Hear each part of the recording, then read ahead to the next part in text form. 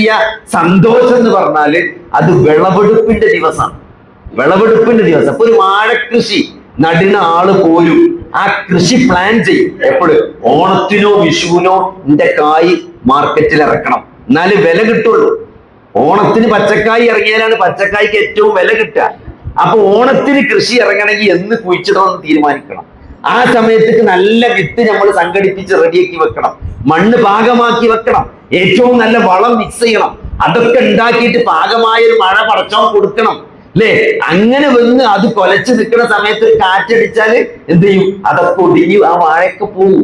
അതൊന്നുമില്ലാതെ ആ വിളവെടുപ്പിന്റെ ദിവസം വരുന്ന അന്നാണ് കർഷകനെ സംബന്ധിച്ചിടത്തോളം ഏറ്റവും വലിയ സന്തോഷമുള്ളത്. കാരണം ഇത്രയും കാലത്ത് അധ്വാനം അതിന്റെ സമ്പാദ്യമായി മാറാൻ പോകുന്നത്, അതിന്റെ ഫലം കിട്ടാൻ പോകുന്ന ദിവസമാണ് വിളവെടുപ്പ്. നിങ്ങൾ ആലോചിച്ച് നോക്കി, പടച്ചോൻ ഇങ്ങനെയൊക്കെ പറഞ്ഞിട്ട് മഴ പെയ്തു എന്ന് പറഞ്ഞിട്ട് ആ കർഷകന്റെ ചെടി വളർന്നു എന്നാ പറഞ്ഞത്. പിന്നെ വിളവെടുപ്പിനെ കുറിച്ച് പടച്ചോനോടെ പറയണേ ഇല്ല. അത് പടച്ചോനെ ഒഴിവാക്കി. എന്നിട്ട് എന്താ പറയോ? അതങ്ങട്ട് നശിച്ച് വൈക്കോലായി തുരുമ്പിച്ചാണ് പോയി എന്നാ പറയുന്നത്. അപ്പൊ സഹോദരങ്ങളെ, ഈ ദുനിയാവിന്റെ വിളവെടുപ്പ് ദുനിയാവിലല്ല, അത് ആഖിറത്തിലാണ്. അത് ആഖിറത്തിലാണ്, പരലോകത്ത് വെച്ചാണ്. അതെന്ത് ഏത് രൂപമാകണമെന്ന് എന്നിട്ട്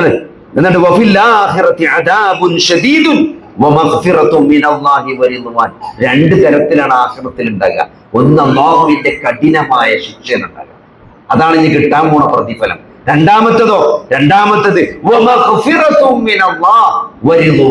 അള്ളാഹുവിന്റെ അടുത്തുനിന്നുള്ള പാപമോചനമാണ്, അള്ളാഹുവിന്റെ തൃപ്തിയാണ് കിട്ടാനുള്ളത്. ഈ രണ്ട് ഓപ്ഷനാണ് ഒരാൾക്ക് നാളെ പരലോകത്ത് കിട്ടാനുള്ളത്. അത് ഏത് വേണം എന്ന് തെരഞ്ഞെടുക്കാനുള്ള ഒരു പരീക്ഷണത്തിന്റെ നാളുകളാണ് ഈ ദുനിയാവിലൂടെ കടന്നു പോകുന്നത്. ഈ ദുനിയാവിലെ ജീവിതം പറഞ്ഞാല് നിങ്ങൾ ഏറ്റവും ചുരുങ്ങിയത് മനസ്സിലാക്കിക്കോളി. ഇന്നലെ, ഇന്ന്, നാളെ. ഇന്നലെ, ഇന്ന്, നാളെ, ഈ 3 ദിവസമാണ് ദുനിയാവിലുള്ളത്. ഇന്നലെ എന്ന് പറഞ്ഞാൽ കഴിഞ്ഞു പോയതാണ്, ഒന്നും ചെയ്യാൻ പറ്റില്ല, ഒന്നും ചെയ്യാനില്ല കഴിഞ്ഞു പോയതിനെ പറ്റി. നാളെ എന്ന് പറഞ്ഞാൽ നാളെ നമ്മൾ ഉണ്ടാവുന്ന ഒരു ഉറപ്പില്ല. എന്തെങ്കിലും ചെയ്യാനുള്ളത് ഇന്ന് മാത്രമാണ്. അതുകൊണ്ട് ആ ഒരു ബോധത്തോടു കൂടി ആർക്ക് ദുനിയാവിനെ ഉപയോഗപ്പെടുത്തി ആഖിറത്തിലേക്ക് മത്സരിക്കാൻ സാധിച്ചോ, ആഖിറത്തിന്റെ വിഷയത്തിൽ ദുനിയാവിന് മത്സരിക്കാൻ സാധിച്ചോ സഹോദരങ്ങളെ, അവർക്കാണ് വിജയമുള്ളത് എന്ന ഖുർആനിന്റെ വലിയ അധ്യാപനങ്ങളാണ് നമ്മൾ മനസ്സിലാക്കേണ്ടത്. ജാബിർ റളിയല്ലാഹു അൻഹു പറയാണ്, അല്ലാഹുവിന്റെ റസൂല് അങ്ങാടി കൂടെ അങ്ങനെ നടന്നു പോവുകയാണ്. അപ്പോ ഒരു ചെറിയ ആട്ടുകൂട്ടി ചത്ത് കിടക്കുന്നതിന് കാതൊക്കെ കീറിയിട്ടുണ്ട്, വളരെ വികൃതമായിട്ടുണ്ട്. എന്റെ ശവങ്ങനെ അങ്ങാടിയിൽ ഒരു സൈഡിൽ കിടക്കുന്നുണ്ട്. അപ്പൊ നബി അവിടെ നിന്നു എന്നാണ്. നബി സഹാബത്തിനെ വിളിച്ചിട്ട് ആ ആട്ടുകുട്ടിന്റെ മയ്യത്ത് കാണിച്ചു കൊടുക്കുകയാണ്. ഇത് ആർക്കെങ്കിലും വേണോ? അത് ആരെങ്കിലും ഒരു ദിനാറ് കൊടുത്ത് വാങ്ങാൻ ആർക്കെങ്കിലും വേണോ എന്ന് ചോദിച്ചപ്പോ ആർക്ക് വേണം, അല്ലെ? ഒരു വലിയ ആടാണെങ്കിൽ അതിന്റെ തൊലിയെങ്കിലും ഊറക്കിട്ടിട്ട് തൊലിയെങ്കിലും ഉപയോഗിക്കാൻ പറ്റും. ഒരു പ്രായമാകാത്ത ആട്ടുകൂട്ടിന്റെ തൊലി പോലും എടുക്കാൻ പറ്റാത്ത അളിഞ്ഞ ആട്ടുകൂട്ടിന്റെ ജഡം ആർക്ക് വേണം എന്നാണ് സഹാബത്ത് ചോദിച്ചത്. അപ്പൊ അല്ലാഹുവിന്റെ റസൂല് പറയണേ,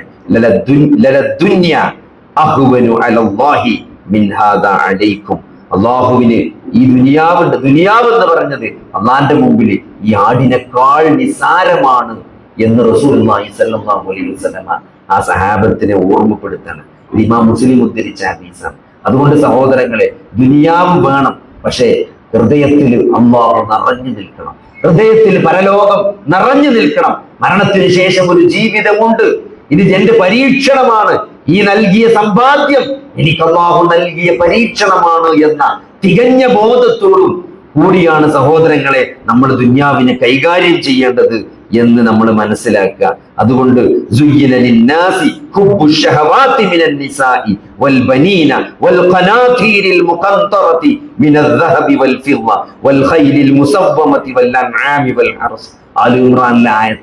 ആലോചിച്ച് എന്താണ് മനുഷ്യന്, എന്താണ് സ്ത്രീകളോട്, അതേപോലെ തന്നെ മക്കളോട് അടുക്കി വെച്ച സ്വർണത്തോടും വെള്ളിയോടും കുതിരകളോടും ഒക്കെ കന്നുകാലികളോടും സമ്പത്തിനോടൊക്കെ ഉള്ള ഹൃദയം, ആഗ്രഹം മനുഷ്യരിൽ ഊട്ടപ്പെട്ടിട്ടുണ്ടെന്നാണ്. ഇന്നിപ്പോ ഒരു MLA നോക്കി, ഒരു MLA ആരോപണങ്ങൾക്ക് മറുപടി പറഞ്ഞ് ക്ഷീണിച്ചിരിക്കുകയാണ് സഹോദരങ്ങൾ. എന്തിന്റെ പേരില്? ഈ സ്ത്രീ വിഷയത്തിന്റെ പേരിൽ. കാരണം അത് അള്ളാഹു മനുഷ്യരിൽ വെച്ചതാണ്. അല്ലെ, സ്ത്രീകളോടുള്ള ഇഷ്ടം, സമ്പത്തിനോടുള്ള ഇഷ്ടം, സ്വർണത്തോടും വെള്ളിയോടുമുള്ള ഇഷ്ടം, അത് മനുഷ്യനിൽ അള്ളാഹു പ്രവേശിപ്പിച്ചാണ്. അതാർക്കും തടയാൻ സാധിക്കൂല. പക്ഷെ അതിനൊക്കെ അള്ളാഹു കൃത്യമായ വഴികള്, ഹലാലായ മാർഗങ്ങൾ വെച്ചിട്ടുണ്ട്. അത് അത് അത് നമ്മൾ അവഗണിച്ചുകൊണ്ട് മുന്നോട്ട് പോയാല്, സഹോദരങ്ങൾ, അള്ളാഹുവിന്റെ നിയമങ്ങൾ അവഗണിച്ച് മുന്നോട്ട് പോയാല് ജീവിതത്തിൽ വലിയ ദുരന്തങ്ങൾ നമ്മൾ പേറേണ്ടി വരും എന്നതാണ് ഇതൊക്കെ നമ്മളെ ബോധ്യപ്പെടുത്തുന്നത്. അതുകൊണ്ട് അതൊക്കെ കൃത്യമായിട്ട് അള്ളാഹു എങ്ങനെ പഠിപ്പിച്ചോ, അല്ലെ, അള്ളാഹു എങ്ങനെയാണ് പഠിപ്പിച്ചത് അതേപോലെ കാര്യങ്ങൾ നിർവഹിക്കുക എന്നതാണ്. അദ്ദുനിയ സിജ്നുൽ മുഅ്മിനീൻ വ ജന്നത്തുൽ കാഫിരീൻ എന്നാണ്. ദുനിയാവ് എന്നത് ഒരു വിശ്വാസിയെ സംബന്ധിച്ചിടത്തോളം ജയിലാണെന്നാണ്. ജയിലാണ്. അത് കാഫിറിന് അവിടെ സ്വർഗമാണ് എന്നാണ്. കാഫിറിന്റെ സ്വർഗമാണ് ദുനിയാവ്, വിശ്വാസിയുടെ ജയിലാണ് ദുനിയാവ് എന്നാണ്. അത് ഏതർത്ഥത്തിലാണ് സഹോദരങ്ങളെ? ഇവിടെ ഒരു മനുഷ്യൻ ഫത്ഹുൽ ബാരിയിൽ ഇമാം ഇബ്നു ഹജർ അസ്കലാനി ഹദീസിന് കൊടുത്ത വ്യാഖ്യാനം അനുസരിച്ച് പരലോകത്തെ ആ സ്വർഗത്തിൽ അല്ലാഹു ഒരുക്കി വെച്ച ആ സൗകര്യങ്ങളും സുഖങ്ങളും ഒക്കെ ഒരു സത്യവിശ്വാസം ആസ്വദിക്കുന്ന സന്ദർഭത്തിൽ ദുനിയാവ് ഒരു ജയിലായിരുന്നു എന്ന് അയാൾക്ക് ബോധ്യപ്പെടുമെന്നാണ്. ആ ഒരു അർത്ഥത്തിലാണ് ആ ഹദീസിനെ വ്യാഖ്യാനിച്ചിട്ടുള്ളത്. അതുകൊണ്ട് അല്ലാഹു സുബ്ഹാനഹു വ തആല ഈ ദുനിയാവില് നമുക്കൊരു ഓഹരി നൽകിയിട്ടുണ്ട്. ആ ഓഹരി നമ്മൾ നേടണം, കണ്ടെത്തണം. പക്ഷെ അതെന്തിനാണ്? നാളെ പരലോകത്തില് നമ്മൾ വിജയിക്കാൻ വേണ്ടിയിട്ടുള്ള പ്രവർത്തനങ്ങൾ, ആ ഒരു രീതിയിലാണ് നമ്മൾ മുന്നോട്ട് പോകേണ്ടത്. അതിനെന്ത് വേണം? അതിലാദ്യം വേണ്ടത് ഏറ്റവും ശരിയായ വിശ്വാസമാണ്. ഇതൊക്കെ ബാലൻസ് ചെയ്ത് നമ്മൾ മുന്നോട്ട് പോകുന്ന സന്ദർഭത്തിൽ നമ്മളെ സംബന്ധിച്ചിടത്തോളം, ഒരു വിശ്വാസിയെ സംബന്ധിച്ചിടത്തോളം അയാൾക്ക് ഏറ്റവും വേണ്ടത് എന്താണ്? ലാ ഇലാഹ ഇല്ലല്ലാഹ് മുഹമ്മദുർ റസൂലുള്ളാഹ് എന്ന ഏറ്റവും ശരിയായ അഖീദയാണ്. കാരണം അള്ളാഹുവിനെ മാത്രം ആരാധിക്കണം എന്ന് അല്ലാഹു സുബ്ഹാനഹു വ തആല പറഞ്ഞിടത്ത് ഫഅലം അന്നഹു ലാ ഇലാഹ ഇല്ലല്ലാഹ്, നിങ്ങൾ അറിയണമെന്നാണ്. അള്ളാഹു മാത്രമാണ് ആരാധനക്കർഹൻ എന്ന് നിങ്ങൾ അറിയണം, മനസ്സിലാക്കണം. അങ്ങനെ അറിഞ്ഞ് മനസ്സിലാക്കിയ ഒരു അള്ളാഹുവിനെയാണ് നിങ്ങൾ ആരാധിക്കേണ്ടത് എന്നാണ്. അതുകൊണ്ട് ആ വിശ്വാസത്തിന്റെ കാര്യത്തിൽ നമ്മൾ ഒരു തരത്തിലുള്ള കോംപ്രമൈസും, അള്ളാഹു മാത്രമാണ് ആരാധനക്കർഹൻ. എത്രയോ ആളുകൾ അള്ളാഹു അല്ലാത്ത ആരാധ്യ വസ്തുക്കൾ ആരാധിക്കുന്നുണ്ട്. മുഹമ്മദ് നബി സല്ലല്ലാഹു അലൈഹി വസല്ലമ മക്കയിൽ പ്രവാചകനായി 23 വർഷം പ്രവാചകനായി ജീവിച്ചു. നബി പറയുന്നുണ്ട്, ഞാൻ നിങ്ങൾക്കിടയിൽ വളരെയധികം കാലം നിങ്ങൾക്കിടയിൽ ജീവിച്ചില്ലെന്നാണ്. 63 വയസ്സ് ആയുസ്സുള്ള ഒരു പ്രവാചകൻ 40 വർഷം അവർക്കിടയിൽ പ്രവാചകൻ അല്ലാതെ ജീവിച്ചിട്ടുണ്ട്. 40ാമത്തെ വയസ്സിലാണ് നബിയാകുന്നത്. ശേഷമുള്ള 23 വർഷമാണ് നബി സല്ലല്ലാഹു അലൈഹി വസല്ലമ പ്രവാചകനായി ജീവിച്ചത്. ആ 23 വർഷം നബി സല്ലല്ലാഹു അലൈഹി വസല്ലമ എന്തെല്ലാം പ്രയാസങ്ങൾ ജീവിതത്തിൽ അനുഭവിച്ചു, അല്ലെ? എന്തിനു വേണ്ടിയായിരുന്നു?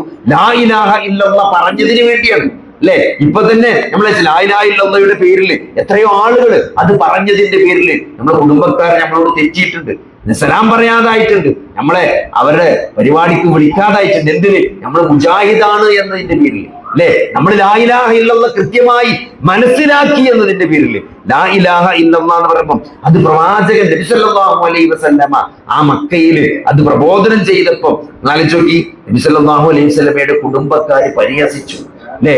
ഉപദ്രവിച്ചു, പരിഹസിച്ചു, പ്രയാസപ്പെടുത്തി, നാടുകടത്തി. ഏറ്റവും പ്രതിസന്ധിയിലൂടെയാണ് നബി സല്ലല്ലാഹു അലൈഹി വസല്ലമ കടന്നുപോയത്.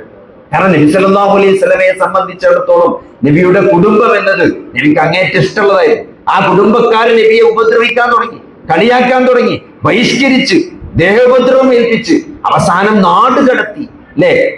നമ്മൾ ഈ നാട്ടിൽ നിന്ന്, നമ്മൾ ജനിച്ചു വളർന്ന നമ്മുടെ നാട്ടിൽ നിന്ന് ഈ ആദർശം പറഞ്ഞതിന്റെ പേരിൽ നമ്മൾ പുറത്തുനിന്ന് പോകേണ്ടി വരുന്ന ഒരവസ്ഥ ആലോചിങ്ങൾ, അതെത്ര പ്രയാസകരമാണ് നോക്കി, അല്ലെ? നബി സല്ലല്ലാഹു അലൈഹി വസല്ലമയുടെ കെട്ടിച്ചു വിട്ട 2 പെൺകുട്ടികളെയും തലാഖ് ചൊല്ലി വീട്ടിൽ കൊണ്ടാക്കി. നബി സല്ലല്ലാഹു അലൈഹി വസല്ലമ ലാ ഇലാഹ ഇല്ലല്ലാഹ് ദഅവത്ത് നടത്തിയപ്പോണ്ടായതാണ്, അല്ലെ? സൂറത്തു യൂസുഫ് അവതരിക്കുന്നത് ആ ഒരു മാനസികാവസ്ഥയിലാണ്. നബി സല്ലല്ലാഹു അലൈഹി വസല്ലമയെ കുടുംബക്കാര് കളിയാക്കി, കുടുംബക്കാർ ഉപദ്രവിച്ചു, അല്ലെ? ഖദീജ ബീവിയുടെ മരണം നബിക്ക് താങ്ങാൻ പറ്റാത്ത ദുഃഖമാണ് ഉണ്ടാക്കിയത്. അബൂ ത്വാലിബിന്റെ മരണം, നീണ്ട 42 വർഷം നബി സല്ലല്ലാഹു അലൈഹി വസല്ലമയെ സംരക്ഷിച്ച അബൂ ത്വാലിബിന്റെ മരണം, അല്ലെ? അത് മുസ്ലിം അല്ലാത്തൊരു മരണം, മരിക്കുന്ന സമയത്ത് വരെ നബി സല്ലല്ലാഹു അലൈഹി വസല്ലമ അബൂ ത്വാലിബിന് കലിമ ചൊല്ലി കൊടുക്കാൻ നോക്കി. പക്ഷേ അബൂ ത്വാലിബ് കലിമ ചൊല്ലിയില്ല. ഫീ മില്ലത്തി അബ്ദുൽ മുത്തലിബ് എന്ന് പറഞ്ഞിട്ടാണ് അബൂ ത്വാലിബ് മരിച്ചു പോകുന്നത്.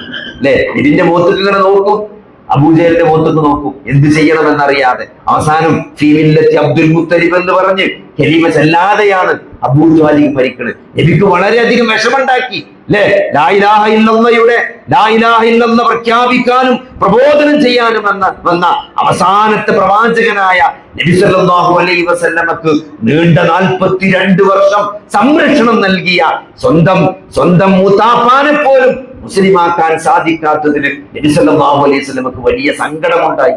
അല്ലേ, ഇന്നക ലാ തഹ്ദി മൻ അഹ്ബബ്ത എന്ന ആയത്തിറങ്ങി.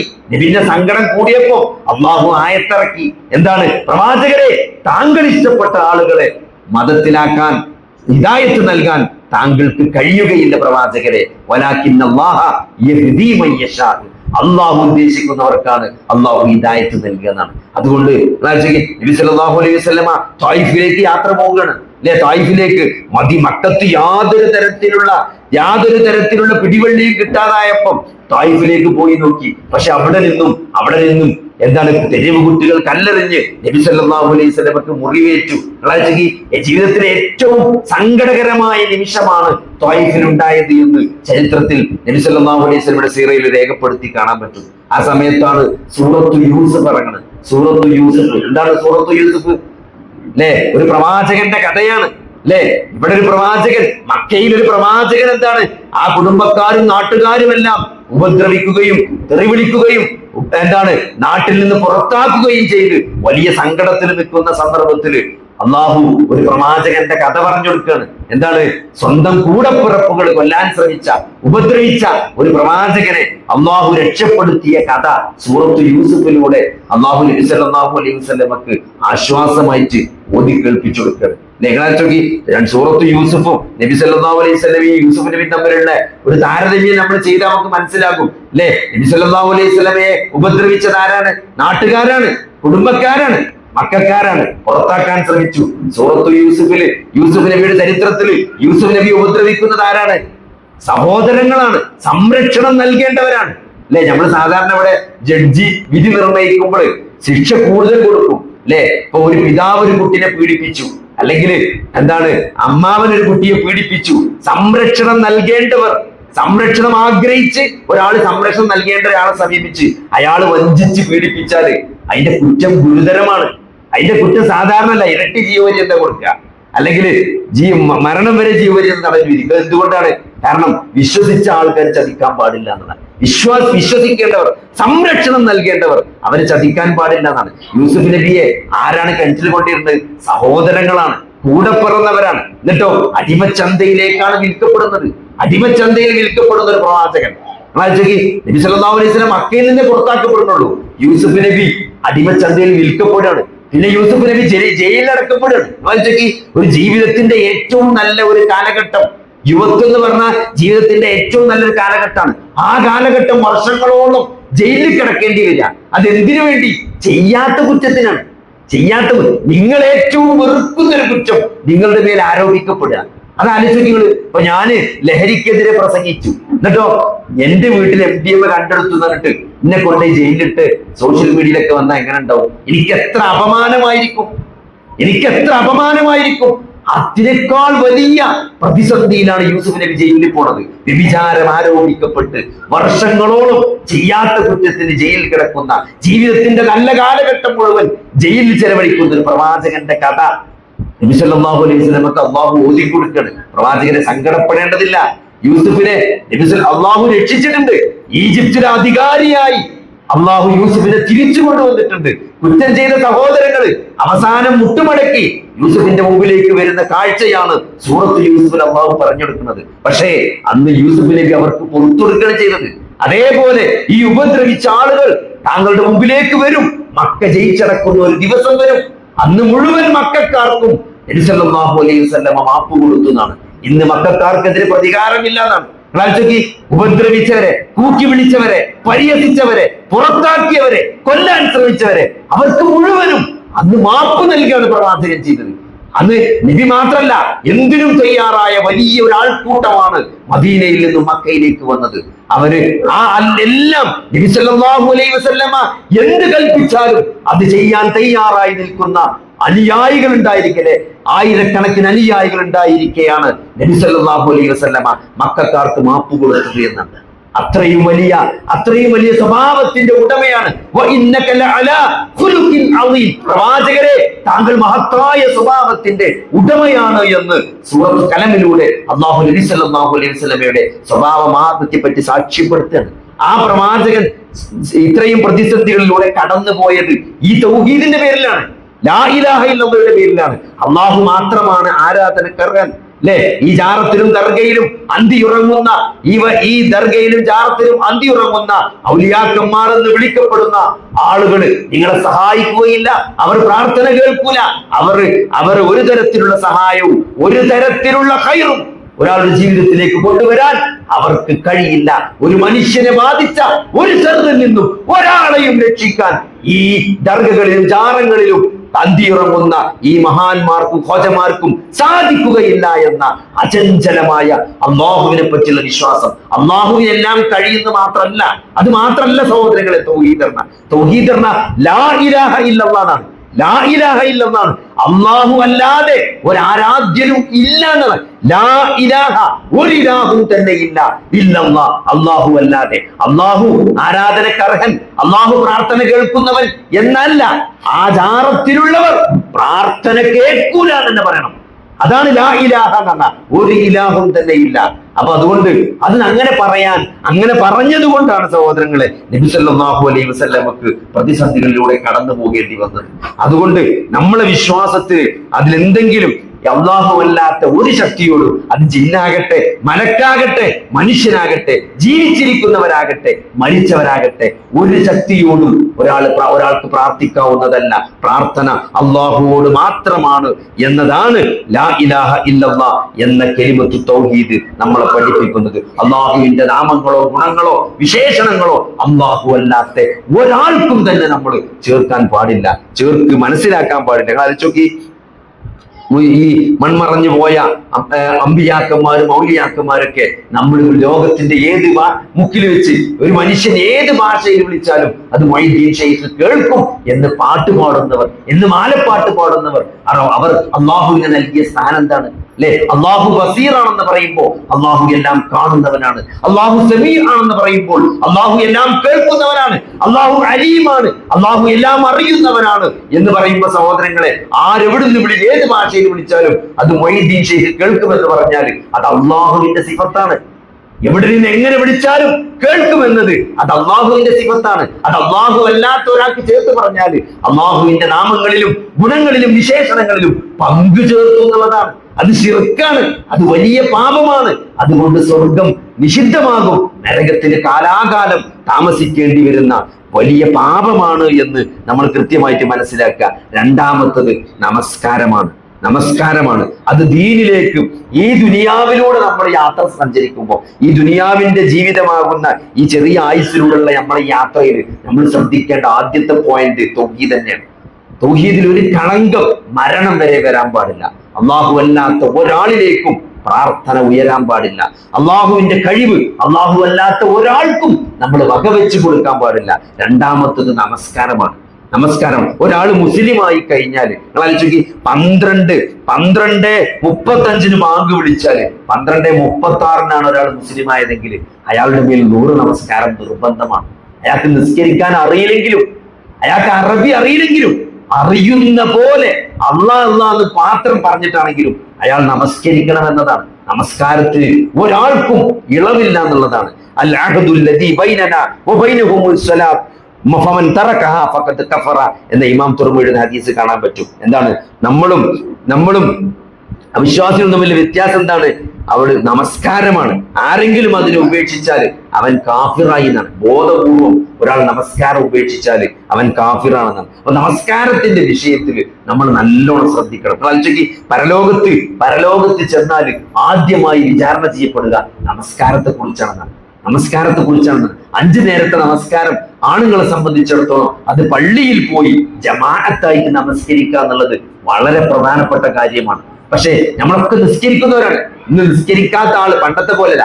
പണ്ടൊക്കെ പള്ളിക്ക് ചെന്നാല് വെറും വയസ്സന്മാര് മാത്രമേ പള്ളിയിൽ കാണാൻ പറ്റുള്ളൂ. എന്നാൽ ഇന്ന് പള്ളികളൊക്കെ അൽഹംദുലില്ലാ പണ്ടത്തെക്കാളൊക്കെ സജീവമാണ്. പക്ഷെ എന്താണ്, നമസ്കാരത്തില് ഖുശൂ ഇല്ല, ആ ചൈതന്യം ഖുശൂ ഇല്ലാതെ നമസ്കരിക്കുന്നവരാണ് ഇന്ന് പലപ്പോഴും നമുക്ക് നമസ്കാരക്കാരെ കാണാൻ പറ്റുന്നത്. അതുകൊണ്ട് അതിനുള്ള മാർഗം എന്താണ്? നമ്മൾ സലാത്തിൽ മുഅദ്ദിനാണ്, വിട പറയുന്നവന്റെ നമസ്കാരമാണ് നിങ്ങൾ നമസ്കരിക്കേണ്ടതെന്നാണ്. ഇന്നിപ്പോ നമ്മൾ അസർ നിസ്കരിച്ചപ്പോൾ നമ്മൾ ആലോചിക്കേണ്ടത് എന്താ അറിയോ? മഗ്രിബിന് നമ്മൾ ബാക്കി ഉണ്ടാവില്ല എന്നാണ്. മഗ്രിബ് നമസ്കരിക്കാൻ നമ്മൾ ജീവിച്ചിരിപ്പുണ്ടാവില്ല. നിങ്ങൾ അസർ നിസ്കരിക്കുമ്പോൾ മനസ്സിൽ വിചാരിക്കണം. അതുകൊണ്ട് ഇതിന്റെ അവസാനത്തെ നിസ്കാരമാണ് ഈ അസർ. ഇപ്പൊ നമ്മള് മഗ്രിബ് നിസ്കരിക്കാൻ പോവാണെങ്കിൽ ഈ മഗ്രിബിന്റെ അവസാനത്തെ നിസ്കാരമാണ്. ഇശാ ജമാഅത്തിന്റെ മുമ്പ് ഞാൻ കുഴഞ്ഞു വീണ് മരിക്കുന്നുള്ളൊരു അവസ്ഥ നിങ്ങൾ ആലോചിച്ച് നോക്കി. ആ നിസ്കാരത്തിൽ എത്ര ഖുശൂ ഉണ്ടാവും? അതന്നെയാണ് ഖുശൂ പറഞ്ഞത്. നിങ്ങളത് അവസാനത്തെ നിസ്കാരമാണെന്ന് വിചാരിച്ചാല് നിങ്ങൾ ഫാത്തിഹയൊക്കെ നല്ല മെല്ലെ ഓതുള്ളൂ. കോഴി കൊത്തണ പോലെ നല്ല സുജൂദൊക്കെ വീണാല് സമയം പോരാന്ന് തോന്നും അല്ലെ? അത്രയും ഇഖ്ലാസോട് കൂടി ജീവിതത്തിൽ ഒരിക്കലും നിസ്കരിച്ചിട്ടുണ്ടാവില്ല. അങ്ങനത്തെ നിസ്കാരമാണ് ഇത്. അവസാനത്തെ നിസ്കാരമാണെന്ന് വിചാരിച്ച് ഒരാൾ നിസ്കരിക്കുമ്പോൾ നിസ്കരിക്കുക. കാരണം എന്താ പറയുക? കാരണം ഇശാക്ക് നമ്മൾ ഉണ്ടാവില്ല എന്ന് വിചാരിച്ചാല് പിന്നെ നമ്മളെ മഗ്രിബിന്റെ അവസ്ഥ എന്തേക്കാരം? അതിന് നമ്മള് ആ സുജൂദൊക്കെ വല്ലാത്തൊരു സുജൂദായിരിക്കും. അതുകൊണ്ട് അല്ലാഹുവിന്റെ റസൂൽ പറഞ്ഞതാണ്, വിടവാങ്ങുന്നവന്റെ നമസ്കാരമാണ് നിങ്ങൾ നമസ്കരിക്കേണ്ടതെന്ന്. ഖുശൂക്ക് കിട്ടാതെ പരാതിപ്പെട്ട ആളോട് നബി പറഞ്ഞ മറുപടിയാണത്. ഖുശൂ എന്താ കിട്ടാത്തെന്ന് ചോദിച്ചപ്പോ, ഖുശൂ കിട്ടണമെങ്കിൽ എന്ത് ചെയ്യാ? ഇതിന്റെ അവസാനത്തെ നിസ്കാരാണ് വിചാരിച്ച് നിസ്കരിച്ചാൽ മതി. അപ്പോ ഒരു ഖുശൂ ഇല്ലാത്തവനും ഖുശൂ കിട്ടും. പിന്നെ മാത്രമല്ല സഹോദരങ്ങളെ, ഈ ഉമ്മത്തിൽ ആദ്യമായിട്ട് ഉയർത്തപ്പെടുക ഖുശൂ ആണ് എന്ന് അല്ലാഹുവിന്റെ റസൂൽ പറഞ്ഞിട്ടുണ്ട്. അതുകൊണ്ട് അത് ഉയർത്തപ്പെടാതെ നോക്കുക എന്നുള്ളത് അത് ആ നിസ്കരിക്കുമ്പോൾ മാത്രം കിട്ടേണ്ട ഒരു സാധനമല്ല ഖുശൂ എന്നാല്. അത് ജീവിതത്തിൽ 24 മണിക്കൂറും നമുക്ക് കിട്ടേണ്ട ഒരു സാധനമാണ്. അത് കിട്ടണമെങ്കിൽ നമ്മൾ അല്ലാഹുവിൽ അചഞ്ചലമായ വിശ്വാസവും പരലോകത്തിൽ ദൃഢമായ ബോധ്യവുമാണ്. പരലോകത്ത് ദൃഢമായി വിശ്വസിക്കുന്നവരാണ്. ഈ മരണത്തിന് ശേഷം ഒരു ജീവിതമുണ്ട്. ഞാൻ ഉയർത്തെഴുന്നേൽപ്പിക്കപ്പെടും. ഞാൻ ചെയ്തത് അള്ളാഹു എനിക്ക് കാണിച്ചു തരുന്ന എന്റെ ചെറുതും വലുതുമായ സകല കർമ്മങ്ങളെയും അള്ളാഹു രേഖപ്പെടുത്തി വെക്കുന്നുണ്ടെന്ന് എന്റെ കൈകൾ സാക്ഷി പറയുന്ന, എന്റെ വായകൾക്ക് സീല് വെച്ച് എന്റെ കൈകൾ സംസാരിക്കുന്ന, എന്റെ കാലുകൾ സാക്ഷി പറയുന്ന, ഭൂമി അതിന്റെ വർത്തമാനങ്ങൾ വിളിച്ചു പറയുന്ന ഏറ്റവും അപകടം പിടിച്ച ഒരു ദിവസത്തെ വിചാരണക്ക് അള്ളാഹുവിന്റെ മുമ്പിൽ നിൽക്കേണ്ടി വരും എന്ന ഒരു ബോധത്തോടു കൂടി ആർക്കാണോ ജീവിക്കാൻ സാധിക്കുന്നത്, അപ്പോഴാണ് ഖുശൂ ഉണ്ടാകുക. ഈ മരണത്തിന് ശേഷം ഉയർത്തെഴുന്നേൽപ്പിക്കപ്പെടും, ചോദ്യം ചെയ്യപ്പെടും. അള്ളാഹു നൽകിയ ഓരോ അനുഗ്രഹങ്ങളെ കുറിച്ചും അള്ളാഹു ചോദ്യം ചെയ്യും എന്ന ഒരു ബോധത്തോടു കൂടി നമുക്ക് ജീവിക്കാൻ സാധിക്കുമ്പോഴാണ് നമുക്ക് ജീവിതത്തിൽ ഖുശൂ ഉണ്ടാകുക. അപ്പോഴാണ് നിസ്കാരത്തിലും നന്നായിട്ട് ഖുശൂ ഉണ്ടാകുക. അതുകൊണ്ട് ആ നമസ്കാരത്തിന്റെ കാര്യത്തിൽ നമ്മൾ നന്നായിട്ട് ശ്രദ്ധിക്കേണ്ടതുണ്ട്. അതേപോലെ തന്നെ സഹോദരങ്ങളെ, നമ്മള് കൂട്ടുകാരെ തെരഞ്ഞെടുക്കുമ്പോൾ നല്ല കൂട്ടുകാരെ തെരഞ്ഞെടുക്കുക. ദുനിയാവിൽ നിന്നും നമ്മളെ മറപ്പിക്കുന്ന, ആഖിറത്തിനെ കുറിച്ച് മറപ്പിക്കുന്ന, ദുനിയാവിൻ്റെത് മാത്രം സംസാരിക്കുന്ന, ദുനിയാവിന്റെ കാര്യങ്ങൾ മാത്രം ചർച്ച ചെയ്യുന്ന കൂട്ടുകാരെ നമ്മൾ തെരഞ്ഞെടുക്കരുത്. ആഖിറത്തിന് വേണ്ടി മത്സരിക്കുന്ന, നിങ്ങൾ മത്സരിക്കേണ്ടത് ആഖിറത്തിന് വേണ്ടിയാണെന്നാണ്. ആഖിറത്തിന് വേണ്ടി മത്സരിക്കുന്ന കൂട്ടുകാരെ തെരഞ്ഞെടുക്കണം അല്ലെ? സ്വതക്കയുടെ കാര്യത്തിലാണെങ്കിലും എന്താണ്, ഇത്തക്കുന്നാർ വലൂ ബിശിക്കി തംറ, കാരക്കയുടെ ഒരു ചുള കൊണ്ടാണെങ്കിലും നിങ്ങൾ നരകത്തെ കാക്കണം എന്ന് സഹാബത്തിനോട് നബി സല്ലല്ലാഹു അലൈഹി വസല്ലമ മിമ്പർമ കയറി പറഞ്ഞു. ആലോചിക്കുമോ, ഒരു കാരക്കയുടെ ചുള എന്ന് അതൊക്കെ പറഞ്ഞാല് അത് കണ്ട ആൾക്കാർക്കേ മനസ്സിലാവുള്ളൂ. പണ്ടൊക്കെ ഇപ്പൊ നമുക്ക് എന്താ വെച്ചാല് നോമ്പറക്കാനൊക്കെ ഈത്തപ്പഴങ്ങൾ ഒന്നായിട്ട് കൊണ്ടേ കുട്ടുക ചെയ്യാം. പണ്ട് കാരക്ക ഉണ്ടാവും, അത് ഈ വയസ്സന്മാര് ഓരോ കത്തിയോണ്ട് ഇങ്ങനെ അത് 4 ചുളയും 8 ചുളയൊക്കെ ആക്കിയിട്ടാണ് പണ്ട് പണ്ടിക്ക് നോമ്പറക്കാൻ കൊടുത്തിയത്. അത് ഓർമ്മ ഉണ്ടാവും ചിലപ്പോ. അതിന്റെ ഒരു ചുള എന്ന് പറയുമ്പോ അതിന്റെ ഒരു പീസേക്കാരം, ഒരു കാരക്ക 4 പീസാക്കി എത്ര ഉണ്ടാവും? അതോ ഉണങ്ങിയ കാരക്കയാരോ, അത് വെള്ളത്തിലിട്ട് പുതിർത്തേണ്ടി വരും ആദ്യം തിന്നണമെങ്കിൽ, അങ്ങനെ പല്ല് പൊട്ടിപ്പോ. അങ്ങനത്തെ കാരക്ക 4 കഷ്ണാക്കി നോമ്പ് തുറന്നൊരു കാലുണ്ടായിരുന്നു. നബി സല്ലല്ലാഹു അലൈഹി വസല്ലം സഹാബത്തിനോട് പറയാണ്, ഒരു കാരക്കയുടെ ചുളവുണ്ടെങ്കിലും നിങ്ങൾ നരകത്തെ കാക്കണം എന്ന് പറയുമ്പോൾ ആ നരകത്തിന്റെ ഗൗരവത്രങ്ങൾ ആലോചിച്ചു. അപ്പൊ അതുകൊണ്ട് സഹോദരങ്ങളെ, ഈ ജീവിതം എന്നത് എന്തിനാണ്? നരകത്തെ കാക്കാൻ വേണ്ടിയിട്ടുള്ളതാണ്. എന്തൊക്കെ നമുക്ക് ജീവിതത്തിലുണ്ടോ, നമ്മളെ നാവുണ്ട്, അതുകൊണ്ട് നമുക്ക് സംസാരിക്കാൻ പറ്റും അല്ലേ? അതുകൊണ്ട് ദീനിന്റെ കാര്യം അള്ളാഹിനെ പറ്റി പറഞ്ഞു കൊടുക്കുക, അള്ളാഹിന്റെ റസൂലിനെ പറ്റി പറഞ്ഞു കൊടുക്കുക, ഈ ദീനിനെ പറ്റി പറഞ്ഞു കൊടുക്കുക. അതുകൊണ്ട് അതേപോലെ നമുക്ക് എഴുതാൻ പറ്റുമോ?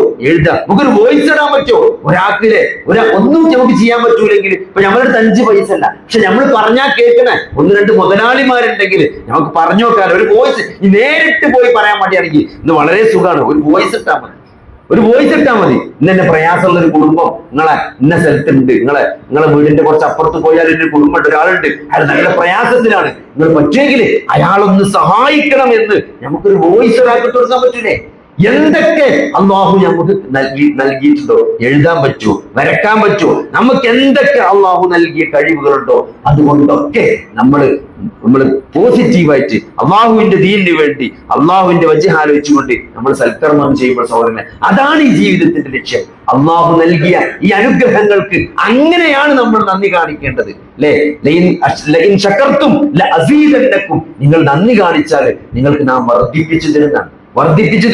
അതുകൊണ്ട് സഹോദരങ്ങളെ, ഈ ജീവിതം എന്നുള്ളത് അത് പരീക്ഷണമാണെന്ന് പറയുമ്പോൾ അതെന്താണ്, നമ്മൾ എപ്പോഴും ആലോചിക്കണം, നമ്മുടെ വാക്കുകളും പ്രവൃത്തികളും കർമ്മങ്ങളും ഒക്കെ നാളെ ഒന്നുകിൽ നമുക്ക് അനുകൂലമായിട്ട് വരും, അല്ലെങ്കിൽ നമുക്ക് പ്രതികൂലമായിട്ട് വരും. അങ്ങനെയാണ് കർമ്മങ്ങൾ വരുള്ളൂ. നമ്മൾ എന്ത് ചെയ്താലും, നമ്മളൊരു വാക്കാകട്ടെ, സംസാരമാകട്ടെ, എഴുത്താകട്ടെ, നമ്മളിപ്പോ ഒരു ഗൂഗിൾ പേ ചെയ്യണത് പോലും നമ്മളിപ്പോ ഒരു സ്കാൻ ചെയ്തിട്ട് ഗൂഗിൾ പേ ചെയ്യുമ്പോൾ നമ്മൾ ആ പാസ്വേഡ് അടിക്കണ്ടല്ലോ, നമ്മുടെ ഫേസ് സ്കാൻ ചെയ്യണ്ടല്ലോ, ആ അടിക്കുന്നത് പോലും അത് നാളെ പരലോകത്ത് നമുക്ക് അനുകൂലമായിട്ടാണോ വരിക, നമുക്ക് എതിരായിട്ടാണോ വരിക?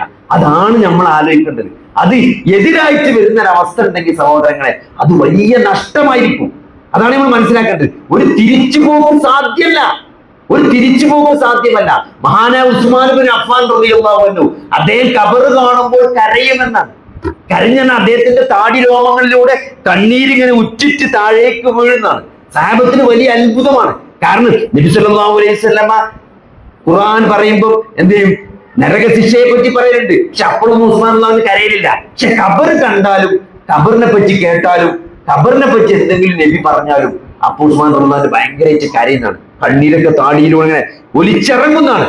ഞാൻ സാഹബത്ത് ചോദിച്ചു ഉസ്മാൻ റളിയല്ലാഹു അൻഹു, എന്താണ് നരകത്തെ പറ്റി ഇപ്പോൾ പറയുമ്പോഴും ഇല്ലാത്തൊരു കരച്ചിൽ എന്താണ്, ഖബറിനെ പറ്റി പറയുമ്പോൾ താങ്കൾക്ക് ചോദിച്ചപ്പോ അദ്ദേഹം പറഞ്ഞൊരു മറുപടി നമ്മളൊക്കെ മനസ്സിൽ കൊത്തിവെക്കേണ്ട ഒരു മറുപടിയാണ്. അള്ളാഹുവിന്റെ റസൂൽ പറയണത് ഞാൻ കേട്ടിട്ടുണ്ട്. എന്തറിയോ, ഖബർ എന്ന് പറഞ്ഞാല് പരലോകത്തെ ആദ്യത്തെ വീടാണ്.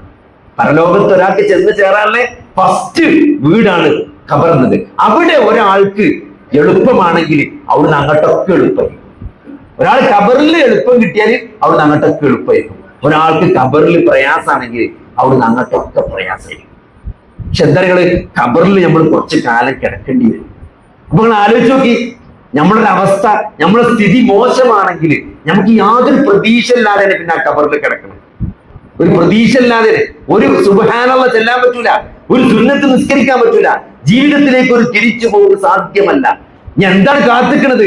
ഒരു കഠിനമായ വിചാരണം മാത്രമാണ് കാത്തിരിക്കുന്നത്. അള്ളാഹുവിന്റെ എന്തെങ്കിലും ഔദാര്യം കിട്ടി സ്വർഗത്തിൽ പോയെങ്കിൽ മാത്രമേ ഇനി ഒരു പ്രതീക്ഷ ഉള്ളൂ എന്നല്ലേ ഒരു കാഴ്ചപ്പാടോടുകൂടി ആ കുറെ ദീർഘമായ ഒരു കാലഘട്ടം ആ ഖബറിൽ ലോക്കായിട്ട് കിടക്കേണ്ട ഒരു അവസ്ഥ നിങ്ങൾ ആലോചിച്ച് നോക്കി. അതുകൊണ്ടാണ് ഉസ്മാൻ ഇബ്നു അഫ്ഫാൻ റളിയല്ലാഹു അൻഹു കരഞ്ഞത് എന്നാണ്. അതുകൊണ്ടാണ് കരഞ്ഞത് കേട്ടോ. ആ കരഞ്ഞത് വെറും കരച്ചിന് മാത്രമല്ല, ആ കരഞ്ഞത് അദ്ദേഹത്തെ സൽക്കർമ്മങ്ങൾ ചെയ്യാൻ പ്രേരിപ്പിച്ചു എന്നുള്ളതാണ് അല്ലെ. മസ്ജിദുൻ നബവിയില്, മദീനയിലെ പള്ളിയില് സഹാബത്തിന് സ്ഥലമില്ല അല്ലെ. സഹാബികളുടെ എണ്ണം കൂടി വരികയാണ്. മസ്ജിദ് നബി ചെറുതായിരുന്നു. എല്ലാ സഹാബിമാരും നിസ്കരിക്കാൻ വന്നാല് പള്ളിയിൽ കൊള്ളാണ്ടായപ്പം പള്ളി വലുതാക്കണം. അപ്പൊ ആര് സ്ഥലം തരും? അതിന്റെ അടുത്തുള്ള സ്ഥലം എന്ന് പറഞ്ഞാൽ യഹൂദന്റെ സ്ഥലമാണ്. ഭയങ്കര വിലയാണ്. അന്ന് മസ്ജിദ് നബവിക്ക് അടുത്ത് അന്ന് തന്നെ ആയിരക്കണക്കിന് ദീനാർ വിലയുണ്ട് സ്ഥലത്തിന്. അന്നത്തെ കാലത്ത് ആയിരക്കണക്കിന് സ്വർണ്ണ ദീനാർ കൊടുത്തിട്ടാണ് മഹാനായ ഉസ്മാൻ ഇബ്നു അഫ്ഫാൻ മസ്ജിദ് നബവിക്ക് വേണ്ടി ആ സ്ഥലം വാങ്ങി കൊടുത്തത്. ഇന്നിപ്പോ മസ്ജിദ് നബവിയിൽ നൂറുസ്കാരം കഴിഞ്ഞ് നിൽക്കുകയാണ്. ആ നിസ്കരിച്ച ആളുകളുടെ പ്രതിഫലക്കാർക്ക് കിട്ടിയിട്ടുണ്ടാവും. മഹാനായ ഉസ്മാൻ ഇബ്നു അഫ്ഫാൻ റളിയല്ലാഹു ഖബറിലേക്ക് കിട്ടിയിട്ടുണ്ടാവും. നിങ്ങൾ ആലോചിച്ച് നോക്കി. അപ്പൊ വെറും നുളവിളിച്ചാ പോരാ, ഖബറിനെ ആലോചിച്ച് നുളവിളിച്ചാന്ന് പറഞ്ഞാല് ആ ഖബറിലേക്ക് എന്തെങ്കിലും ചെയ്തു വെക്കാനുള്ള ഒരു ബോധം കൂടി സഹോദരങ്ങളെ ആ കരച്ചില് നമുക്ക് ഉണ്ടാക്കണം, ആ ചിന്ത നമുക്ക് ഉണ്ടാക്കണം അല്ലെ. അന്ന് മദീനയിൽ വരൾച്ചയാണ്. ആരെ കിണറ്റിലും വെള്ളമല്ല. ഒരു യഹൂദന്റെ കിണറ്റിൽ സമൃദ്ധമായി വെള്ളമുണ്ട്. നബി ചോദിക്കണം, ആര് ആ കിണർ മുസ്ലിങ്ങൾക്ക് വാങ്ങിത്തരുന്ന ചോദിച്ച്. അന്നും ആയിരക്കണക്കിന് സ്വർണ്ണ ദീനാർ കൊടുത്തിട്ട് ഉസ്മാൻ ബിൻ അഫ്ഫാൻ ആ കിണർ മദീനയിലെ മുസ്ലിങ്ങൾക്ക് വാങ്ങിക്കൊടുക്കണം. നിങ്ങൾ ആലോചിച്ച് നോക്കി. അപ്പോ അതൊക്കെ എന്തിനാണ്? നാളെ തന്റെ കബറിലേക്ക് വന്നു ചേരുമെന്നുള്ള ആ തികഞ്ഞ ബോധ്യാണ് അല്ലെ. നമ്മൾ ഈ ദുനിയാവിൽ എത്ര കാലം ജീവിക്കും? എത്ര സമ്പത്തുണ്ടെങ്കിലും നമുക്ക് കുറച്ച് കാലം ജീവിക്കാൻ പറ്റുള്ളൂ അല്ലെ. മാക്സിമം പോയാൽ ഇന്നത്തെ കാലത്ത് ഒരു 100 വയസ്സ് അല്ലെ. അതിലെന്നെ ഒരു 60-70 ഒരാള് ഒരു പേഷ്യന്റിന്റെ അടുത്തേക്ക് വന്നു. അപ്പൊ അയാൾക്ക് നല്ല പ്രായമുണ്ട്, ഒരു 79 വയസ്സ്. അപ്പൊ റിട്ടയർഡ് പ്രൊഫസർ, ഇവിടെ ഈ കണ്ണൂരുള്ള പ്രൊഫസർ. അപ്പൊ അയാൾ മലപ്പുറത്ത് തന്നെ മഞ്ചേരി തന്നെ കാണിക്കാൻ വന്നു. അപ്പൊ ഞാൻ നിങ്ങളെന്താ കണ്ണൂരിലാണ് എന്താ ഇവിടെ വന്നു വെച്ചു. അപ്പൊ അയാളിനോട് അതിന്റെ കാരണം പറഞ്ഞ, എനിക്ക് ആകെ ഒരു മോളേ ഉള്ളൂ. അപ്പോ എന്റെ ഭാര്യ അന്ന് ഞാൻ കല്യാണം കഴിക്കുമ്പോൾ 10 വയസ്സ് കുറവുണ്ട്. അല്ലെങ്കിൽ പഴയ കമ്മ്യൂണിസ്റ്റുകാരനാ തോന്നുന്നു. അപ്പൊ 10 വയസ്സ് കുറവുള്ള പെണ്ണിനെ കല്യാണം കഴിക്കാൻ മൂപ്പർക്ക് യാതൊരു താല്പര്യമില്ല. ശരിയല്ല എന്ന് മൂപ്പര വിചാരിച്ചത്. അപ്പൊ കാരണവന്മാരൊക്കെ എന്നോട് പറഞ്ഞു, ഇതിന്റെ ഒരു സുഖം എനിക്ക് എപ്പോഴാ കിട്ടിയ വയസ്സാവുമ്പോഴാണ്. ഈ പ്രായമായി എനിക്ക് കുറക്കടക്കായി കഴിഞ്ഞാൽ, അസുഖമൊക്കെ വന്നു കഴിഞ്ഞാൽ എന്നെ നോക്കാനൊരാളുണ്ടാവും എന്ന് പറഞ്ഞിട്ട് എന്നെ കൊണ്ട് കല്യാണം കഴിപ്പിച്ചതാണ് അന്ന് കാരണവന്മാര്. ഇന്നിപ്പോ എന്താ ഉണ്ടായെന്ന് വെച്ചാല് ഭാര്യക്ക് സ്ട്രോക്കാണ്. ഭാര്യനെ ഇപ്പൊ മൂപ്പരാണ് കൊണ്ടിറക്കുന്നത്. അപ്പൊ ആകെ ഒരു മോളാണുള്ളത്. ആ മോള് മഞ്ചേരി ഭാഗത്തേക്കാണ് കെട്ടിച്ചത്. അപ്പൊ അതുകൊണ്ട് ഇപ്പോ ഇവിടെ വീടൊക്കെ പൂട്ടി മൂപ്പര് അവിടെ മോളെടുത്ത് വന്ന് നിൽക്കുകയാണ് ഭാര്യനെ നോക്കിയിട്ട്. ഇവിടെ മൂപ്പരിനോട് പറയാണ്, നിങ്ങളെ പ്രവാചകൻ പറഞ്ഞിട്ടുണ്ടല്ലോ, ഹിന്ദു ആള്, നിങ്ങളെ പ്രവാചകൻ പറഞ്ഞിട്ടുണ്ടല്ലോ 60 or 70 ഒരാളുടെ ആയുസ്. എനിക്കിപ്പോ ഇങ്ങനെ തോന്നുന്നത് ഈ 70ന്റെ മേലൊക്കെ ജീവിക്കുന്നതിൽ വലിയ കാര്യമൊന്നുമില്ല. മൂപ്പരുടെ ആറ്റിറ്റ്യൂഡാണ്. അപ്പൊ ഞാൻ ചോദിച്ചു, നിങ്ങൾക്ക് ഒരു കുട്ടിയല്ലേ ഉള്ളൂ, അപ്പൊ എന്താ കുട്ടിയാൾ കുറഞ്ഞു പോയെന്ന് ചോദിച്ചു. മൂപ്പര് ഇപ്പൊ വെച്ചാല് റിട്ടയർഡ് പ്രൊഫസറാണ്, നല്ല പെൻഷൻ കിട്ടുന്നുണ്ട്. ഈ 70 വയസ്സ് ഈ കിട്ടുന്ന പെൻഷനൊന്നും എനിക്കൊരു ഉപകാരമൊന്നുമില്ല. ഞാൻ മക്കൾക്ക് കൊടുക്കുന്നല്ലാണ്, എനിക്കപ്പോ ആ പെൻഷൻ കൊണ്ട് എന്താ കാര്യം? അപ്പൊ ഇവിടെ ഈ ഏറ്റവും കൂടുതൽ ജീവിത നിലവാരമുള്ള, ഏറ്റവും കൂടുതൽ ആയുസ്സുള്ള രാജ്യങ്ങളാണ് സിംഗപ്പൂരും ജപ്പാനൊക്കെ. അവിടെയൊക്കെ പോയാൽ 75-80 വയസ്സ് കഴിഞ്ഞാൽ പിന്നെ ആൾക്കാർ വീൽ ചെയർമലാണ്. സംഭവം ജീവിക്കുന്നുണ്ടെങ്കിലും വീൽ ചെയർമലും വൃദ്ധസദനങ്ങളിലൊക്കെയാണ് ജീവിക്കുന്നത് കുറെ കാലം. അപ്പൊ അതുകൊണ്ട് സഹോദരങ്ങളെ, ജീവിക്കുക എന്ന് പറഞ്ഞാൽ എന്താ? അത് അള്ളാഹുവിന്റെ റസൂൽ സല്ലല്ലാഹു അലൈഹി വസല്ലമ നമ്മൾ കൃത്യമായിട്ട് ജീവിതത്തിന്റെ ലക്ഷ്യം പഠിപ്പിച്ചത്. അപ്പൊ നമ്മൾ കുറെ കാലം ജീവിച്ചാലും അത് മാക്സിമം ഈ പറഞ്ഞ മാതിരി 90-100 ഒരാൾക്ക് പറ്റുള്ളൂ. അതിൽ തന്നെ നമുക്ക് ഒരു എന്താ പറയുക, ആസ്വദിച്ച് എത്ര കാലം ജീവിക്കാൻ പറ്റും എന്നുള്ളത് ഒരു ഡിബേറ്റബിൾ ക്വസ്റ്റ്യൻ ആണ്.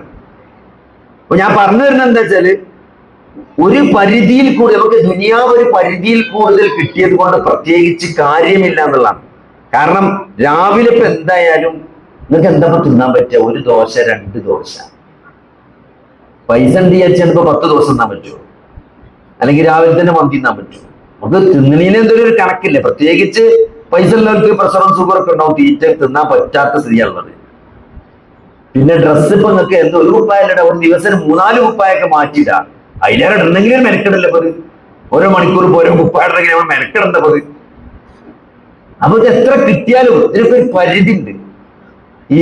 ഈ സോഫ്റ്റ്വെയർ കമ്പനി ആദ്യം തുടങ്ങിയ അമേരിക്കയിൽ വലിയൊരു പൈസക്കാരുണ്ട്. ഇവിടെയൊക്കെ സോഫ്റ്റ്വെയർ ഉണ്ട്. ഇതിന്റെ തുടക്ക കാലത്ത് ഈ വലിയ കമ്പ്യൂട്ടറൊക്കെ എന്ന് പറഞ്ഞാൽ ഇപ്പോഴല്ലേ ചെറുതായത്. പണ്ട് ഒരു കമ്പ്യൂട്ടർ എന്ന് പറഞ്ഞാൽ ഒരു റൂമിലൊക്കെ നിൽക്കുന്ന കാലുണ്ടായിരുന്നു. ഒരു റൂം മൊത്തം ഒരു കമ്പ്യൂട്ടറിന്റെ സാധനങ്ങളുള്ള വലിയ കമ്പ്യൂട്ടറുള്ള ഒരു കാലുണ്ടായിരുന്നു 1960-കളിലൊക്കെ.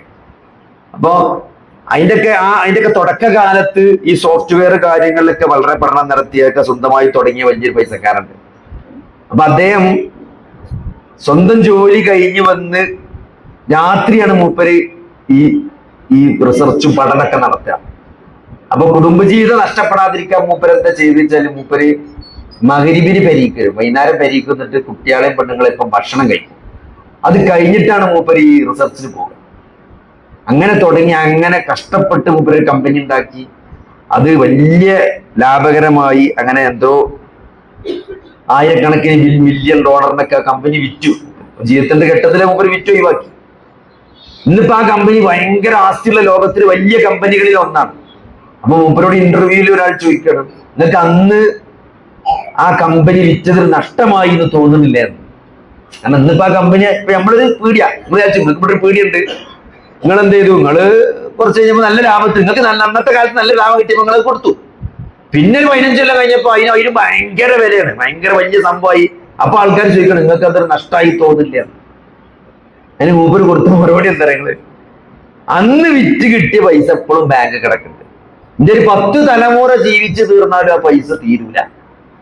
പിന്നെ ഇപ്പൊ ഞാനിപ്പോ അതിലേറെ പൈസ ഇട്ടിട്ട് ഇപ്പൊ എന്താ കാര്യം എന്നാ ചോദിച്ചത്. അപ്പൊ അങ്ങനെ ദുനിയാവിന്റെ അവസ്ഥ എന്ന് പറഞ്ഞാൽ അതാണ്. പക്ഷെ ആദമിന്റെ മകന്റെ സ്വഭാവം എന്ന് പറഞ്ഞാല് നമ്മള് ഒന്ന് കൊടുത്താൽ പിന്നെയും കിട്ടണം എന്നുള്ളതാണ് അല്ലെ. ഒരു സ്വർണത്തിന്റെ മല ആദമിന്റെ മകന് കാണിച്ചു കൊടുത്താല് അതുകൊണ്ട് തൃപ്തിയാവില്ല എന്നാണ്. അടുത്ത മല എവിടെ എന്നാ ചോദിക്കുക. അടുത്ത മല അല്ലെ. ഒരു കഥയിലുണ്ട്, രാജാവ് ഒരു നാട്ടിൽ വന്നിട്ട് ഇവിടെ ഏറ്റവും നന്നായി മനസമാധാനത്തോടു കൂടി ജീവിക്കുന്ന ആളാരാ ചോദിക്കും. അപ്പൊ ഒരാളെ കാണിച്ചു കൊടുക്കുന്ന, ഇയാളാണ് ഈ നാട്ടിലെ ഏറ്റവും സമാധാനമുള്ള ആള്. അയാളെ സമാധാനം ഞാൻ കളയണ കാണിച്ചു തരാണ്. എന്നിട്ട് അയാളെ പെരന്റെ മുമ്പിൽ കൊണ്ടേക്കാണ്ട് 99 സ്വർണ്ണ നാണയുള്ള ഒരു കിഴി കൊണ്ടേക്കും. അങ്ങനെ മൂപ്പര് രാവിലെ ഇറങ്ങുമ്പോ ഒരു കിഴി 99 സ്വർണ്ണ നാണയം തുറന്നച്ചേക്കണം, അടച്ചേക്കല്ല, തുറന്നച്ചേക്കണം. അങ്ങനെ മൂപ്പര് കിട്ടിയ മൂപ്പര് പിന്നെ കൺഫ്യൂഷൻ, ഒന്നാരടുത്ത് ഇതിപ്പോ ഒന്നാരടുത്തിരുന്നല്ലോ, അപ്പൊ ആർക്കും അറിയാലപ്പോ ഇത്. അങ്ങനെ മൂപ്പർക്ക് ഉറക്കല്ലാതെ ആ ഒന്നാരടുത്ത് ആലോചിച്ചിട്ട് അങ്ങനെ ഒരാഴ്ച വന്നിട്ട് രാജാവ് വന്നിട്ട് എന്തായി ചോദിച്ചു. അയാൾ പുറക്കല്ലാതെ നടക്കണം, ആ ഒന്നാരടുത്ത് വിചാരിച്ചിട്ട്. ഇതാണ് മനുഷ്യന്റെ ഒരു അവസ്ഥ. അപ്പൊ അതുകൊണ്ട് സഹോദരങ്ങൾ, ദുനിയാവിന്റെ പിന്നാലെ നമ്മൾ എന്ത് ചെയ്തു, ഒരു പരിധിയിൽ കൂടുതൽ പോകാൻ പാടില്ല. ദുനിയാവ് എന്തിനുള്ളതാണ് നമ്മൾ കൃത്യമായിട്ട് മനസ്സിലാക്കണം. ദുനിയാവ് ആഖിറത്തിനുള്ളതാണ്, ആഖിറത്ത് നേടാനുള്ളതാണ് എന്ത് ദുനിയാവ് എന്നത്. നിങ്ങൾ ഒരു നിങ്ങളൊരു വഴിയാത്രക്കാരനെ പോലെ ആകണം എന്നാണ് ഇബ്നു റഹ്മാൻ പറഞ്ഞായിട്ട് പറഞ്ഞത്. നമ്മളൊരു യാത്രയിൽ ഇങ്ങനെ ഇറങ്ങുമ്പോൾ ബൈക്കൊന്ന് ചായ കുടിച്ചാൽ ഇറങ്ങൂലേ, ആ ചായ കുടിക്കാൻ ഇറങ്ങുമ്പോൾ ആ സ്ഥലത്തോട് നമുക്ക് എത്ര ബന്ധം ഉണ്ടാവും. ആ ചായ കുടി കഴിഞ്ഞാൽ നമ്മളവിടുന്ന് പോകൂലേ. അല്ലാതെ അവിടെ ഇപ്പൊ എന്ത് കാര്യമുണ്ടോ, അല്ലെങ്കിൽ ഇപ്പൊ ഒരു സ്ഥലത്തേക്ക് ഇപ്പൊ തിരുവനന്തപുരത്തേക്ക് നമ്മളൊരു പേപ്പർ ശരിയാക്കാൻ വേണ്ടി പോയി, അപ്പോ അന്ന് നടന്നില്ല വിചാരിച്ച നാളെ അവിടെ ക്ലർക്ക് വരുള്ളൂ ഓഫീസിൽ, നാളെയും കൂടി നിന്നാലേ പേപ്പർ ശരിയാവുള്ളൂ എന്ന് പറഞ്ഞാൽ നമ്മള് അവിടെ ഏറ്റവും കുറഞ്ഞ പൈസക്കൂടെ റൂം ഇട്ട് തന്നു. കാരണം എന്താ വെച്ചാൽ നമുക്കൊന്ന് രണ്ടും നിർവഹിച്ചാൽ മതി അല്ലേ. നമുക്ക് അങ്ങനെ കിടന്നുറങ്ങണമെന്ന് വരെ ഉണ്ടാവില്ല. അപ്പൊ വല്ല മുസാഫർ ഖാനിയിലോ അല്ലെങ്കിൽ എവിടെയെങ്കിലും ചെറിയ പൈസക്ക് ലോഡ്ജ് കിട്ടാൻ അവിടെ പോയിട്ട് റൂം എടുത്ത് നമ്മുടെ നിൽക്കും. ആ റൂമിനോട് നമുക്ക് എത്ര ബന്ധം ഉണ്ടാവും. അതേപോലെയാകണം ദുനിയാവ് എന്നാണ്. അപ്പൊ അതുകൊണ്ട് അത് അള്ളാന്റെ റസൂല് പഠിപ്പിച്ചതാണ്. അള്ളാഹുവിന്റെ റസൂല് ദരിദ്രനായിരുന്നു അല്ലെ. ദുനിയാവിന് എന്തെങ്കിലും ഒരു വിലയുണ്ടെങ്കിൽ അള്ളാഹുവിന്റെ റസൂല് പണക്കാരനാകുമായിരുന്നു, അള്ളാഹുവിന്റെ റസൂല് റിച്ചാകുമായിരുന്നു, അള്ളാഹുവിന്റെ റസൂലിന് ദുനിയാവ് കൊടുക്കുമായിരുന്നു. പക്ഷേ ഈത്തപ്പനയുടെ പരുത്ത ഓലയിൽ കിടന്നുറങ്ങിയ അല്ലെ നബിന്റെ പുറം നോക്കിയിട്ട് സഹാബത്ത് ചോദിക്കാണ്, ഇങ്ങനെ ഉറങ്ങി നീച്ചപ്പ ഈത്തപ്പനന്റെ അങ്ങനെ പാട് മൊത്തം അല്ലെ. പണ്ടത്തെ കാലത്ത് നമുക്ക് ആ പായിലൊക്കെ കിടന്ന് നീച്ചുമ്പോ അങ്ങനെ കാണാം, ആ പായിന്റെ മൊത്തം അടയാളം നമ്മളെ പുറത്തുണ്ടാവും. നമ്മളെ നാട്ടിലെ പായാണ് സോഫ്റ്റ് പായാണ്, ഈത്തപ്പനന്റെ പായി തന്നെ കുറച്ചുകൂടി റഫ് പായാണ്. അപ്പൊ ആ പാട് കണ്ടിട്ട് സഹാബത്ത് ചോദിച്ചു, നല്ലൊരു കടക്കുണ്ടാക്കി തരട്ടെയാണ്, ഞാൻ ഈ ദുനിയാവ് എന്ത് ബന്ധമാണെന്നാ ചോദിച്ചത്. അതുകൊണ്ട് ദുനിയാവ് വേണ്ടെന്നല്ല, പക്ഷെ ദുനിയാവ് നമ്മളെ ആഖിറത്തിനെ നഷ്ടപ്പെടുത്താൻ സമ്മതിക്കരുത് എപ്പോഴും. അത് നമുക്ക് വ്യക്തമായ ബോധമാണ്. അതിൽ സഹോദരങ്ങളെ, അതിനനുസരിച്ചുള്ള ജീവിതം നമ്മൾ ജീവിക്കണം. ആ ജീവിതം നമ്മളെ മക്കൾക്ക്, നമ്മളെ പൈതൃകമായി നമ്മൾ കൊടുക്കേണ്ടതാണ്. എന്റെ വാപ്പ എങ്ങനെയായിരുന്നു, എന്റെ വാപ്പ ഇത്രയൊക്കെ സമ്പത്തുണ്ടെങ്കിലും ആ സമ്പത്തിനോടുള്ള ഒരു ആറ്റിറ്റ്യൂഡ് എന്റെ വാപ്പാന്റെ ഇതായിരുന്നു എന്ന് മനസ്സിലാക്കാൻ നമ്മുടെ മക്കൾക്ക് സാധിക്കേണ്ടതുണ്ട്. അതാണ് നമ്മൾ മക്കൾക്ക് നൽകേണ്ട പൈതൃകം. അതാണ് അല്ലെ. പ്രവാചകന്മാർ അവരുടെ മക്കൾക്ക് നൽകിയ ലിഗസി എന്താണ് അല്ലെ. യഅ്ഖൂബ് നബിക്ക് മരണമാസന്നമായ സന്ദർഭത്തിൽ നിങ്ങൾ അവിടെ ഹാജറുണ്ടായിരുന്നു എന്നാണ് അള്ളാഹ് ചോദിക്കുന്നത്. എന്താണ് യഅ്ഖൂബ് നബി പറഞ്ഞത്? യഅ്ഖൂബ് നബി എന്താ പറഞ്ഞത് അല്ലെ? വലിയ മൂത്ത മകന് ആ മട്ടന്നൂർ അങ്ങാടിയിലുള്ള ആ സ്റ്റാൻഡിന്റെ ബാക്കിലുള്ള 10 സെന്റ് കൊടുക്കണം, അല്ലെ ചെറിയ മോക്കത് കൊടുക്കണം. അങ്ങനല്ല വസിയത്ത് കൊടുത്തത്. എല്ലാവരെയും വിളിച്ചിട്ട് യഅ്ഖൂബ് നബി ചോദിച്ചെന്താണ്, എനിക്ക് ശേഷം നിങ്ങൾ ആരെയാണ് ആരാധിക്കാന്ന് വെച്ച്. വാപ്പാന്റെ മക്കള് ശിർക്ക് ചെയ്യരുത്, നമസ്കാരം നിലനിർത്തണം, ബിദ്അത്ത് ചെയ്യരുത് എന്നാണ് സഹോദരങ്ങളെ നമ്മൾ മക്കൾക്ക് നൽകേണ്ട വസിയത്ത്. അത് ജീവിതം കൊണ്ട്, അത് എന്റെ വാപ്പ അങ്ങനെയായിരുന്നു എന്ന് മക്കള് അത് ജീവിതത്തിലൂടെ മനസ്സിലാക്കിയെടുക്കും.